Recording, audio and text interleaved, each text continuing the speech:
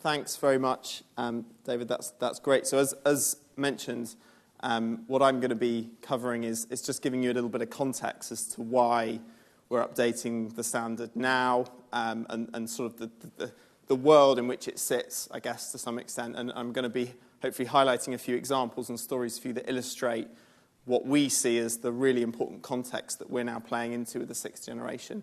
I'm going to take you through a little bit of the content itself, and just sort of illustrate to you some examples, I think, that really bring alive the new standard. And then thirdly, I'm going to actually share with you some of the things that we're learning already. Now, we've been in the market with this for about 35 days, but we're actually, through the data, starting to see some really interesting patterns and trends. And hopefully, if you as an organisation are going to be moving forward with the sixth generation, today also can be useful in terms of me giving you a sense of maybe where are the areas that organisations are struggling, and where is it on a kind of system level organisations seem to be doing particularly well.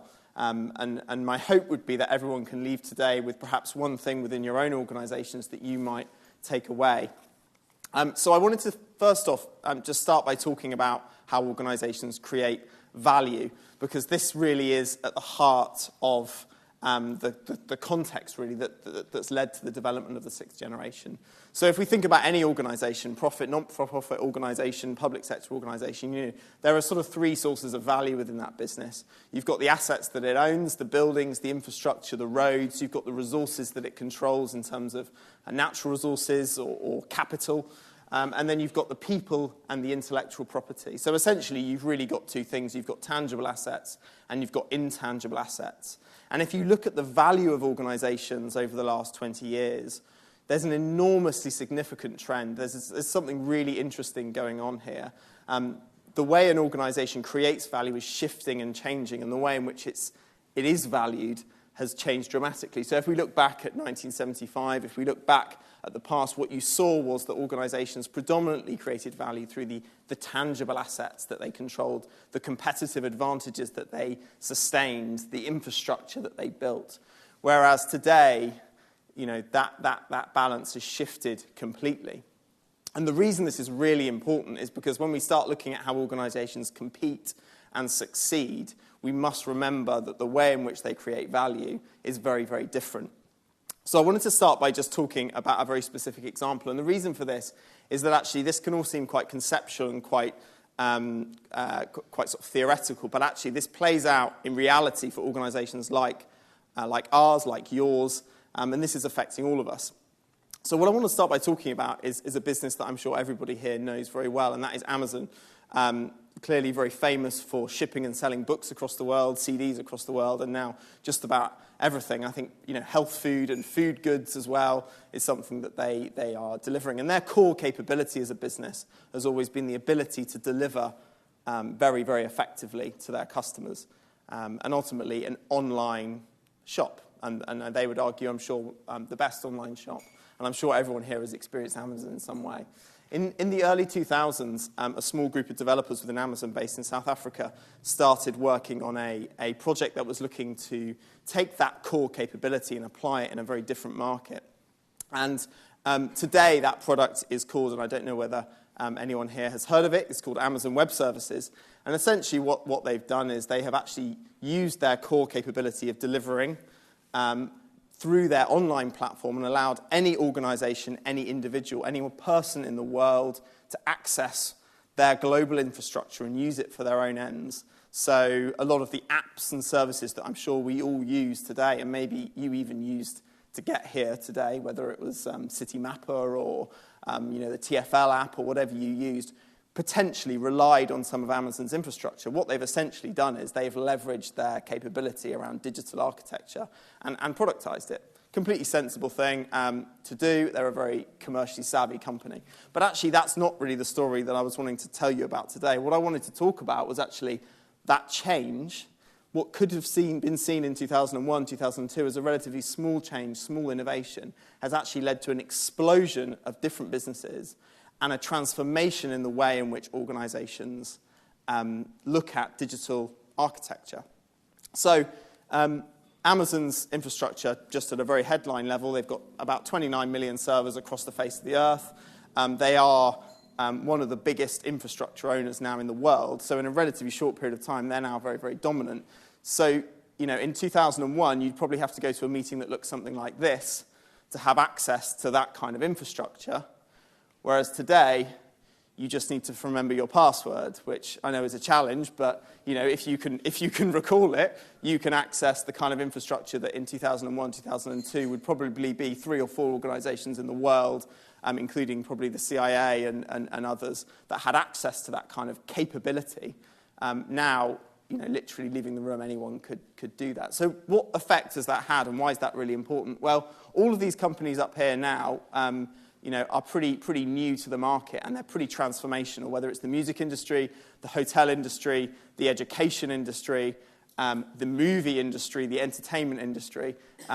Every single one of these companies has entered that market incredibly quickly and has transformed, the way in which, as users and consumers, we actually buy those services, whether it's Airbnb, who are arguably one of the biggest hotel chains in the world, don't own any hotels, whether it's Uber, arguably one of the largest taxi firms in the world, don't have any taxis, or whether it's Coursera, arguably one of the largest universities in the world, doesn't actually employ any professors. So these are the winners, but if we think about the losers, and if we think about competitive advantage in the market, Woolworths, I'm sure everyone here knows very well and probably remembers fondly, had a dominant high street position across the UK. Blockbuster was one of the biggest brands in kind of high street movie industry.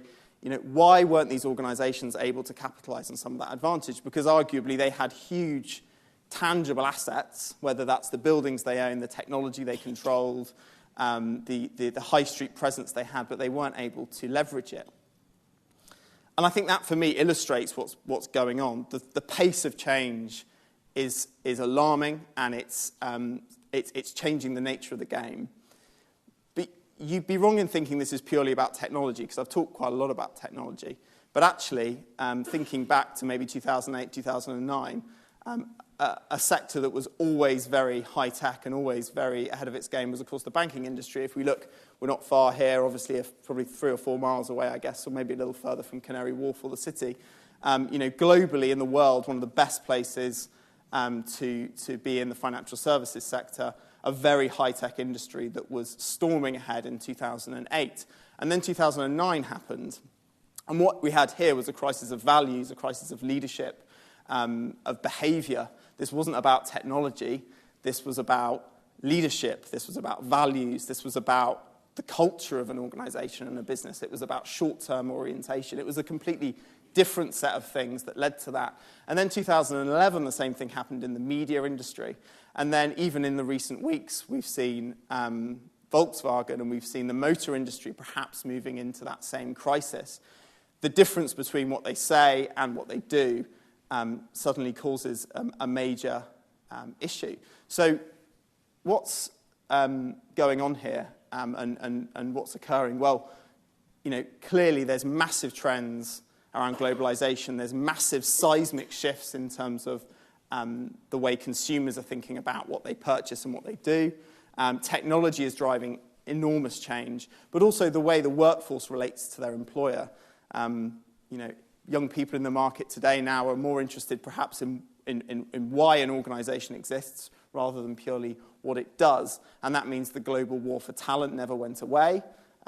It really is what drives organizations forward. If you look at any of those companies that I showed you earlier, they all have one thing in common, and that is they fundamentally look at people differently. They look at human capital differently. They look at intellectual property differently. So what's IIP's position in all of this? We would argue that purpose is very, very important. We would argue that people are very, very important. We would argue that any organization that wants to compete and win in this market, and hopefully Andre will agree later, has to get the people thing right. But that doesn't mean taking off the shelf a list of processes and policies and practices that perhaps worked 20 or 30 years ago when you were trying to make the most of your human resources. Today, this kind of intangible bit is much harder to manage. It's much harder to get right. And actually, it requires a completely different set of skills from your managers. It requires a completely different set of skills from your leaders. And it requires everyone to think about the organizations and the context we're working in very, very differently. Thinking back, perhaps, to the early 90s, but maybe even further back. If you had an organisation that was predominantly creating value through the tangible assets within your organisations, arguably, we had a much easier job because you could define, more easily the outcomes that you would get from the inputs that you put into your capital within the business. Whereas today, we are truly in an uncertain world. So what's IIP's answer to some of this, and why is this important? David mentioned the concept of outperformance, and when we set out 18 months ago to review and update the standard, we asked the question, what is it that some organisations do differently? Because clearly there are some winners and there are some losers, and clearly some businesses are getting this and others aren't. But what is it that sets apart those that are succeeding and those that are outperforming their peer group, outperforming their industry, outperforming the investments that are being made in that business? And we really focused on outperformance because of a really important element to all of this, and that is context. So we're here today in the fantastic landmark London Gold Accredited Champion with IIP, a fantastic organisation that is a big supporter of investors in people, has been involved very closely in the development of the sixth generation. And thinking about this organisation, they're in a market, they're in an industry, they're serving a particular customer segment. For them, the way they manage and develop their people has everything to do with how they deliver a guest experience and how they therefore succeed and compete in their market. That is fundamentally different to how another organisation might compete. If we were looking at a high-tech startup, or we were looking at a bank, or we were looking at a high-street retailer, the context of that business, the context they're working in, is king. So your competitors are defined by who you identify to be those competitors. And that's why at the heart of the sixth generation is organisational ambition. It's your purpose. It's what you're trying to achieve as an organisation. It's what your aim is, your ambition. Because ultimately that's why we're all here. We're all trying to achieve whatever we're trying to achieve as a business. And it's the extent to which your people are aligned with that ambition, with that purpose, that really matters. So what I'm going to quickly do is just talk through some examples of some IIP organisations that have been the inspiration behind some of the indicators that sit here to try and bring some of it alive for you today and share with you their stories and I think what we would see as great examples. But before I do that, I just want to talk to you about another thing.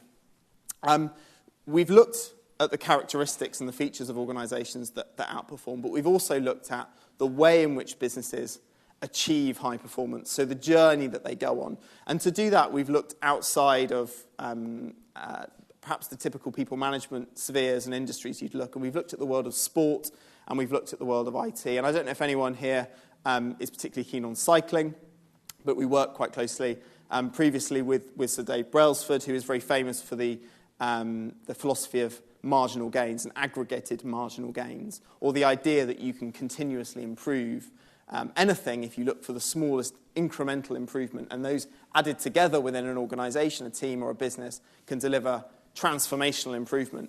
We've also looked quite closely at how organisations develop and improve, how they become more mature. So not simply at what the best organisations are doing in the world, but actually the journey that they go on to get there. And that's led us, and in terms of the products here today that you'll see and you've got information about, that's led us to develop the performance model that underpins the whole standard. And what this does is it breaks down each one of the indicators and looks at the component stages of maturity that organisations go through on a journey towards achieving sustainable high performance. And this is a really, really important feature of the new standard because actually we've moved in the fifth generation away from looking at processes and policies and maybe looking at more at inputs, much more towards looking at maturity and looking at the extent to which your practices, your inputs, your people are actually achieving the outcomes that you need to see as an organisation. And I'm just going to say a little bit about this performance model and then walk through some of the different indicators within the standard. So as I mentioned, this performance model is based on kind of quite a lot of sport theory, but also lessons from the IT industry. And we've got 4 levels going from developed, established, advanced to high performing at the highest level. So what is it that separates out these different stages, and what is it that these different levels look like, without going through each of the indicators yet? So at developed level, which is the kind of entry level for the standard, and I'll say in a second as well, this is the sort of accredited level now for organisations against the sixth generation. At developed level, we're really looking for practices, policies and processes being understood and communicated within an organisation. And what we've seen in high-performing organisations is that this is the hygiene factor. This is about getting these things absolutely right. People understand what's expected of them, and they understand how that relates to the ambition of the organisation. They understand, and the rules of the game within that business are very clear. And we would classify these very much as inputs. So they're things within an organisation that your leadership team, your HR team, the business can put in place, and those things are then understood by people and communicated, and people are then clear on what they need to do and what's expected of them. So this is really the heartland, I guess, traditionally of the HR profession historically. And I guess if you look back at the fifth generation, there was much more of a focus on this area. And we're absolutely clear that this is still incredibly important. But for us, that's the beginning of a journey towards high performance. So what's the difference between developed and established? And this is where we would see those policies, those practices becoming activated. At this point, when an organisation has achieved an established level, we would see higher levels of staff engagement. We would see higher levels of engagement with those policies and practices and interest and engagement with the purpose of the organisation. So if you're measuring perhaps employee engagement within your business, we would say that is an input at the kind of established level. And measurement becomes increasingly more important at that point as well. So you're looking at what we're doing well at, and you're looking at where you need to improve. As we move up to advanced level, this is where those policies, practices that have been activated and are engaging start being linked to outcomes. So this is where the inputs that you're putting in as an HR team or a business within your organisation are actually delivering, and you can demonstrate are delivering results for you, whether that's business that you've won, whether that's revenue, whether that's turnover, whether that's outcomes for learners, whether that's shareholder value, whatever your purpose is as a business. At advanced level, the standard links your people with the outcomes that you actually achieve. So what's the difference between advanced and high-performing then? Because actually it seems that would be logically the highest level you could go. Well, the difference between advanced and high-performing, and this hopefully when Andre talks later about high-performing organisations, is where the word sustainability comes in. Because what we saw through the pilot and what we saw through a lot of the research we did was that some organisations are able to sustain performance and sustain those outcomes over the long term. So what the practitioner will be looking for through the sixth generation at a high-performing level will be outcomes that are sustainable. These practices, these policies, these processes, these behaviours within the organisation are embedded within the people that work there. And if you took away all of the system and all of the structure, the people that have adopted the culture of the business would persist, and they would operate in a way that delivers those outcomes. So regardless of the context in which you're working in, so if you're in a market that suddenly changes, if you're in a customer demographic or a segment that suddenly switches, if you need to reorientate your business, this would be the organisation that's able to adapt to the context and respond to the system and the world in which it operates. At the high-performing level, you've got a true HPO, you've got a true high-performing organisation.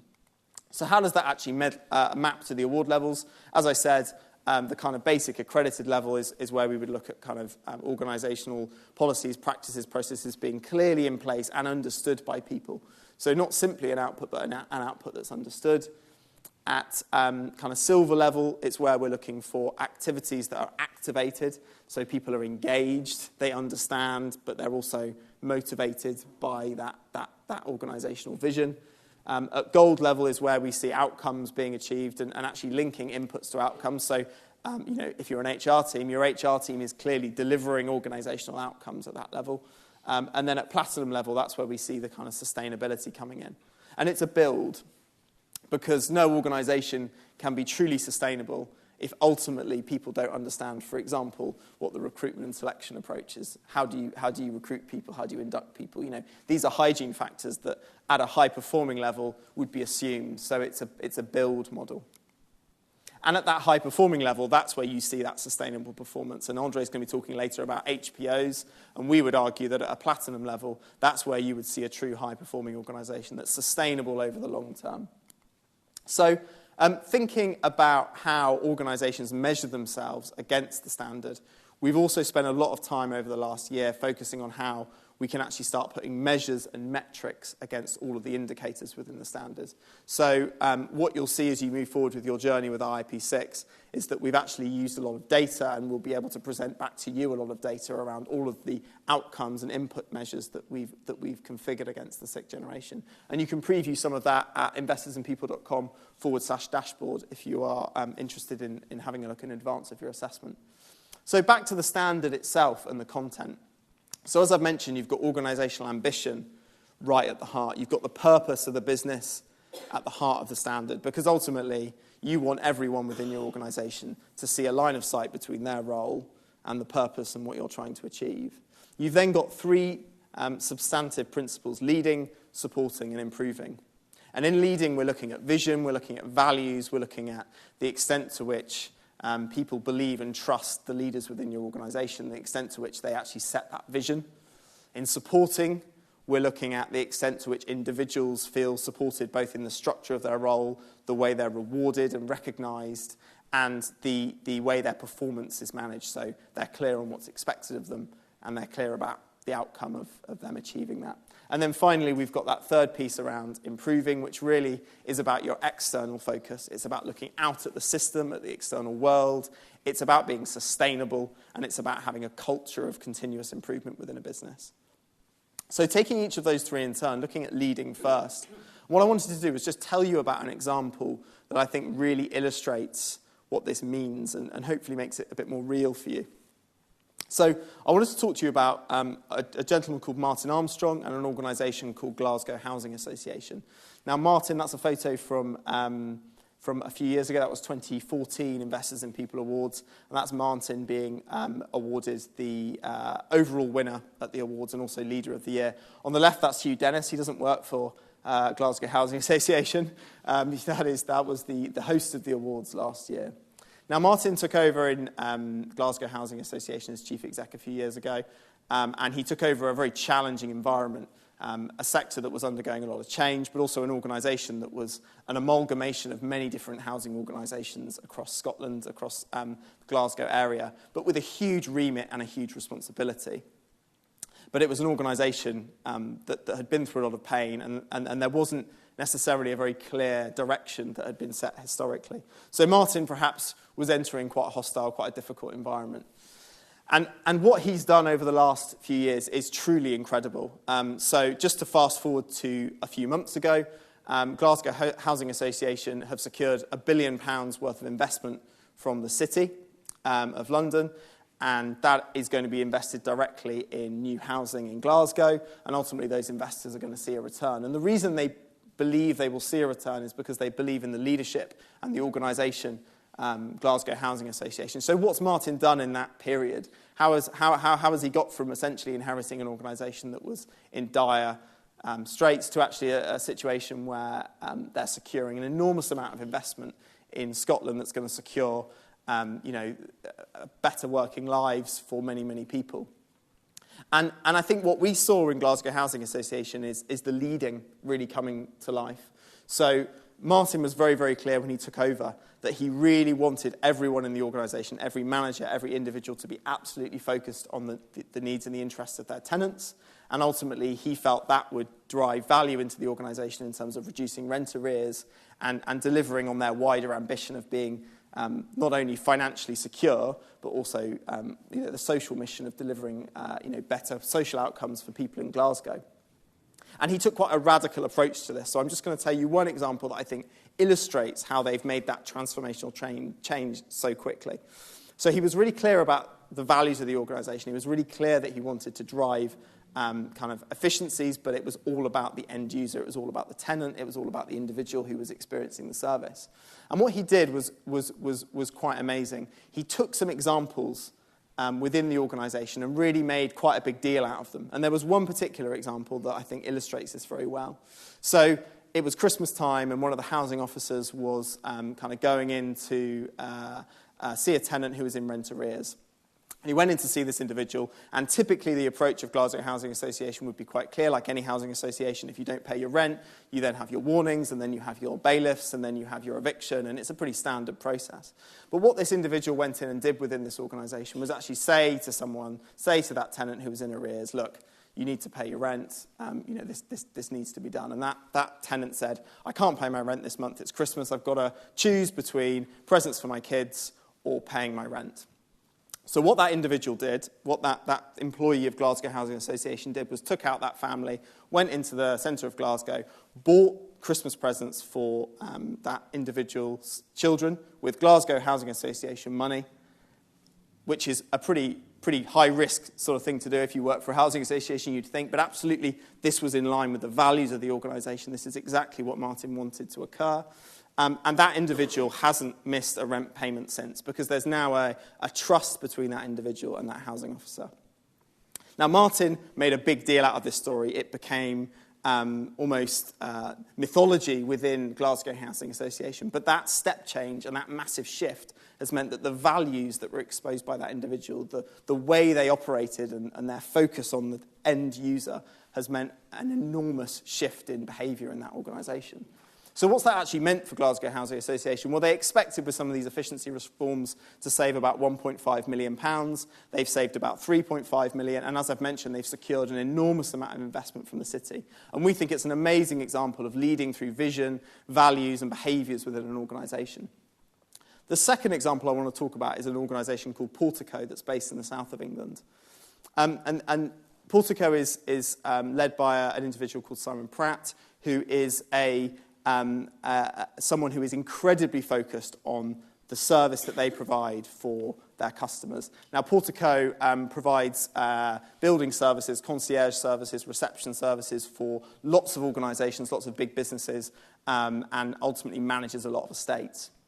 And I think, as I've got up here on a slide, the guest is king, and that really is something that lives in terms of the values through Portico. But that's not actually what I want to talk about here. What I want to talk about is the way they recognise and reward their staff.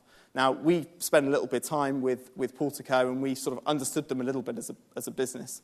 And they're a really interesting example because Simon himself and his leadership team take a huge interest in every single employee's contribution, every single employee's contribution to the business. And that goes to an enormous extent. So they're quite a big business. Clearly, they're in the facilities management sector, so you've got a lot of employees. But Simon will take a personal interest in recognising service, in recognising contribution, in recognising individuals. And my boss, Paul, was walking around one of the sites with Simon exploring the business. And actually, he was able to talk very, very directly to someone who had worked for the business for a huge amount of time about their entire background with the organisation, their personal life, and it was incredible the care that he showed for every single employee within that organisation. Ultimately, what Portico have got right, we believe, is the reward and recognition piece, and recognising that it is as much about recognition of individual contribution as it is about reward. And the results for them have also been transformational. They've seen turnover growth of around 20%, and they're in a sector, as I mentioned in terms of context, where that experience for the end user is incredibly important. And we believe they really bring to life the heart of what the supporting part of the framework is about. And then thirdly, I just want to talk about an organisation called Retail Marketing Group. And this is more of a kind of new business that's entered the market in the last sort of 15, 20 years. And it's led by a CEO called Warren Richmond, again, based in the south of England near Reading, and are quite active as part of the IIP community. Warren calls himself a kind of positively paranoid individual. And what he means by that is he is constantly expecting one of his competitors to replicate a service he's offering or enter a market he's doing well in, or duplicate or replicate something that he's doing well. And that paranoia drives an incredible approach to continuous improvement. Warren is constantly focused on every single individual, every single person within that business, looking for every single improvement that they can achieve. And they are an incredibly successful organisation. Their turnover in the last 2 years has increased by 7 million. They are opening new offices across the world, and they are in an incredibly competitive retail marketing sector. And, there are a huge number of marketing businesses out there. But his approach to people is what makes him different. And the culture that he's created and the way he's recruited has meant that he is really focused on the market and the world in which he's operating in. So those are three examples that I hope sort of illustrate to some extent what we are trying to bring alive through the sixth generation. And they're three businesses that have seen enormous growth or improvement, but they're also three businesses that have been very focused on the world in which they operate. They've been very focused at every level on the context and the structure in which they are delivering value for their end users or their customers. So you might be sitting there thinking, this all sounds very interesting, but are you telling me that if I do what's set out in the standard, my organization's suddenly going to have 20% turnover in growth and we're going to see all of these transformational changes? And you'd be right in being skeptical, because that's absolutely not what I'm saying. You could quite easily look to implement or do IIP and not see these same improvements, because it's not the policies and practices themselves, it's the focus on these areas, it's the ultimately what you do in your organization, it's your people that make the transformation and make the shift. What IIP does is able to provide you with the structure and the guidance and the measures and the indicators that will help guide that journey, but it's you that will make it. And we've been exploring, since the launch of the standard, what is it that actually drives performance improvement? What is it that delivers these efficiency gains? And we've been looking at one thing that I wanted to share with you today, which is around how objectives are set within organizations. And we've been looking at firms that focuses on these people management approaches that are set out within the standard and how they set goals for their people. Because I think there's something quite interesting in here that I think is also common to Simon, to Warren, and to Martin in terms of how they've led their organizations as well. And I think there's something here that maybe challenges some of the received wisdom. And it focuses on how goals are set within a business. So we asked, I've got a little bit cut off there, so I can complete the line for you. We asked leaders within organizations, managers within organizations, how they set goals for their team, for their people. And we had one group that said they don't set performance objectives for their team at all. So, this is a group of managers, a group of people within their organization who arguably are not clear about what's expected in terms of the way they manage their people. And we saw a level of performance around 60 to 80%. So we were measuring efficiency. So we saw a pretty average level of efficiency in terms of the responses that those organizations gave, and then mapping that to the success of their organization. So what we can learn from that to some extent is that the success of a business or an organization doesn't start or end with how well you manage people. Where it gets interesting is then we asked also a set of organizations where we had performance data and whether they set performance objectives. And we had a second group that said they set ambitious performance objectives for some of their people. So I think this would be typical of groups where there's perhaps a focus on high potentials, or there's perhaps a focus on a particular part of the business or part of the organization. And what was interesting was we actually saw the same level of performance, we saw the same level of efficiency for that same group, which is a little bit counterintuitive, because you would think, if you're setting stretching, ambitious objectives for a group of employees, that's going to deliver better performance for the organization. But actually, statistically, we didn't see an enormous shift in efficiency. We didn't see an enormous shift in performance. But then there was a third group, and this group said, I set ambitious performance objectives for everyone in my team or organization. So the difference here was the domain in which they were setting those ambitious goals and objectives. And this was the only group where we actually saw a statistically significant improvement in performance. So the interesting thing here, perhaps, is that, if you're looking to become an HPO, if you're looking to become a high-performing organization, you've got to look at your whole organization. You've got to look at all of your people. And actually, internally, we talk about the Heineken effect. Those bubbles have to find their way to every single corner of your business, corner of your organization. And actually, if you're truly looking to achieve your potential, it's something that everyone needs to buy into. So I said I'd focus a little bit as well on what we've learned about the hardest areas of the standard and the parts of the standard where there's perhaps particular areas of difficulty that organizations are seeing. And by far, one of the toughest parts of the sixth generation, based on the data that we've got in the first sort of 45 days, has been around reward and recognition. and the extent to which people feel rewarded, both financially and non-financially, but also recognised for their contribution to the business, contribution to the organisation. But interestingly, this is also an area where our research has shown there's also the potential greatest uplift in performance. So this is one indicator that can actually add the most, particularly for smaller organisations, but it's also the indicator where organisations are definitely struggling to kind of achieve those high-performing levels. So I just wanted to explore that a little bit and share with you some of the data that we've got and perhaps pose some questions as to why that might be. So what we did was we looked specifically at indicator 5. We looked at rewarding and recognising high performance. That splits into 3 kind of themes that sit below that, which can be thought of broadly around feeling appreciated for the work and the individuals do. The extent to which the organisation is flexible in how they approach rewards, so obviously that's your financial and non-financial reward.